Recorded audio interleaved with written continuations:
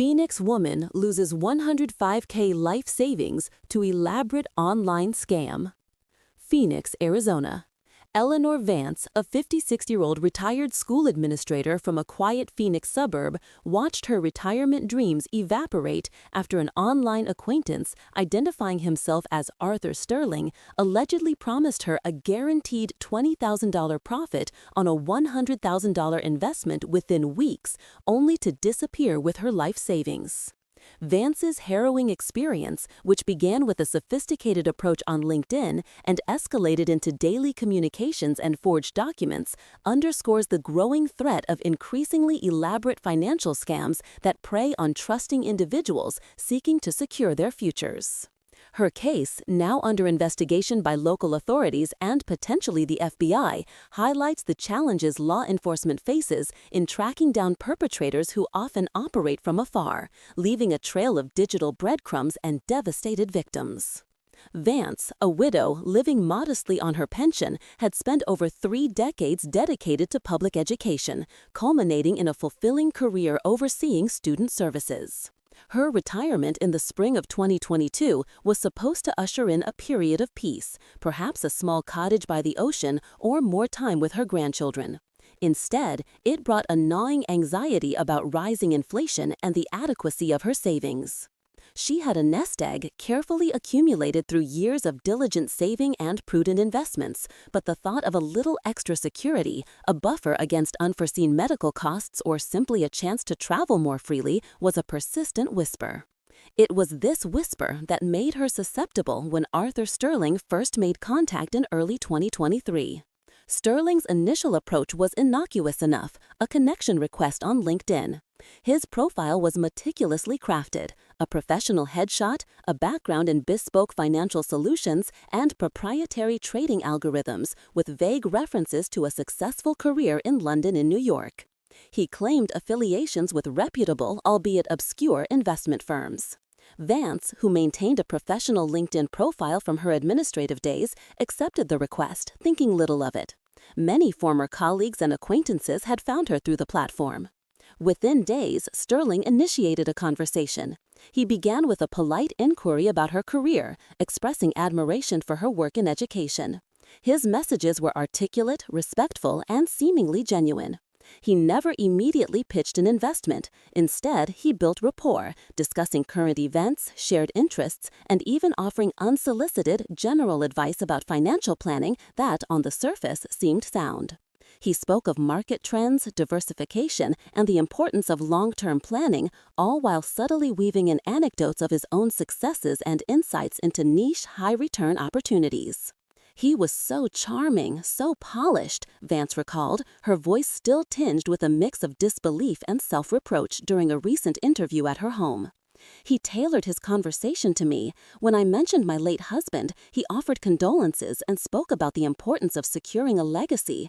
He knew how to listen, or at least he made me believe he was listening.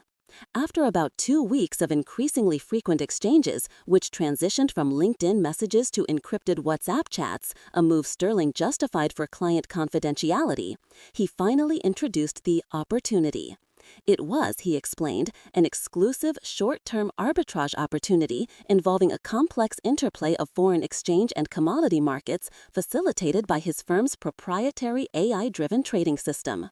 He presented it as a unique chance to generate significant returns with minimal risk, typically reserved for high-net-worth clients, but he was willing to extend it to a select few new associates he felt a connection with. The specific promise was a 20% return on investment within 30 to 45 days. For Vance, a $100,000 investment would yield a $20,000 profit. The proposition was enticing. Vance, while financially literate, wasn't an expert in complex derivatives or international finance. Sterling presented an array of impressive-looking charts, graphs, and a prospectus that, to her untrained eye, appeared legitimate. It bore the logos of what seemed to be real regulatory bodies and financial institutions, though a closer inspection by an expert later revealed them to be cleverly doctored or entirely fabricated. He provided testimonials, ostensibly from other satisfied investors, complete with names and flattering quotes, all of which turned out to be fake. He also emphasized the limited window for this opportunity, creating a sense of urgency. He said it was a rare market alignment and the window would close quickly, Vance explained. He made it sound like he was doing me a favor, letting me in on something special.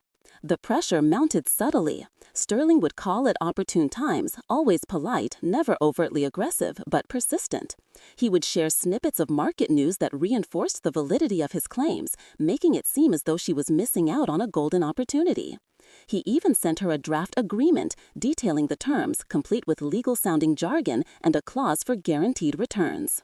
This document, like many others, was designed to instill confidence and provide a veneer of legitimacy.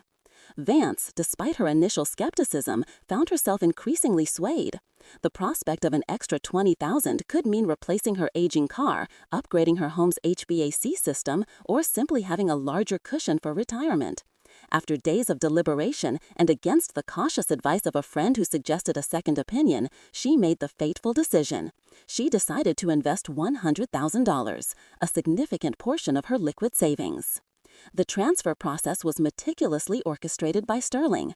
He instructed her to wire the funds not to a corporate account bearing the name of his purported firm, but to a seemingly personal bank account in the name of Sterling Investments, LLC, located in Delaware, which he explained was a holding company for operational efficiency and tax purposes.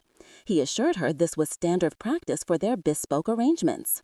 He provided specific wires transfer instructions, emphasizing the need for speed to lock in the market position. The moment the money left her account, a strange mix of exhilaration and unease washed over Vance. She had taken a leap of faith. For the first few weeks, Sterling was attentive, sending daily portfolio updates via email. These reports, often filled with complex financial terminology and impressive-looking gains, showed her investment steadily growing. Her $100,000 was quickly showing a $5,000, then $10,000, then $15,000 profit on paper. He would call her to discuss the progress, offering congratulations and expressing confidence in hitting the $20,000 target well within the promised time frame.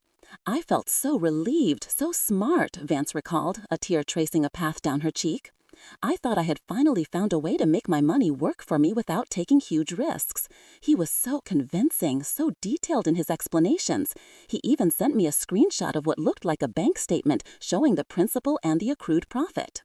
As the 30-day mark approached, Vance began to anticipate the return of her principal plus the promised profit.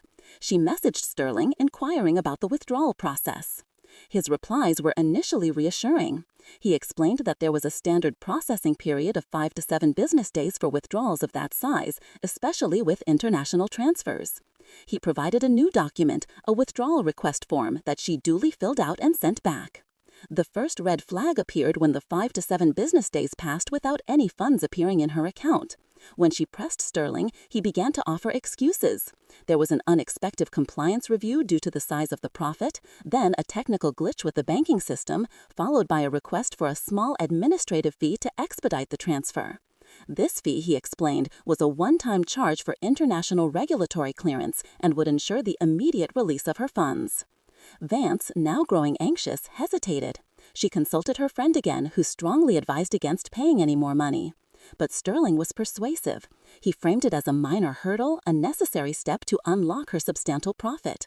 He even offered to contribute a portion of the fee himself as a gesture of goodwill. Against her better judgment and desperate to recover her original investment and the promised gains, Vance wired another $5,000. The $5,000 disappeared and the excuses escalated. Sterling became harder to reach. His calls became less frequent, his messages more terse. He blamed unforeseen market volatility, then regulatory audits, and finally a personal family emergency that required him to be offline. He promised to rectify everything upon his return. Then silence. Vance's WhatsApp messages went unanswered. Her calls went straight to voicemail. The email address he used for updates bounced back. His meticulously curated LinkedIn profile vanished. The website of his purported firm, which he had visited numerous times, suddenly displayed a page not found error. Arthur Sterling, along with her $105,000, had simply disappeared. The realization hit Vance like a physical blow. The shame, the anger, the crushing disappointment. She had been swindled. Her carefully built nest egg, intended to provide security in her golden years, was gone. I felt so foolish, so betrayed, Vance said, her gaze distant.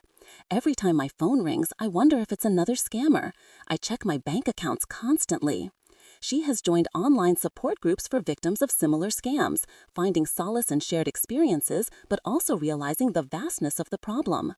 Despite the slim chances of recovery, Vance remains determined. She continues to cooperate with law enforcement, hoping that by sharing her story, she can prevent others from falling victim to the sophisticated web spun by individuals like Arthur Sterling. The experience has reshaped her view of retirement, forcing her to reevaluate her financial plans and accept a future less secure than she had painstakingly built for herself. I may never see that money again, Vance said, her voice firming with a newfound resolve. But I can warn others. If it sounds too good to be true, it absolutely is. And sometimes, even when it sounds just good enough, it still isn't real.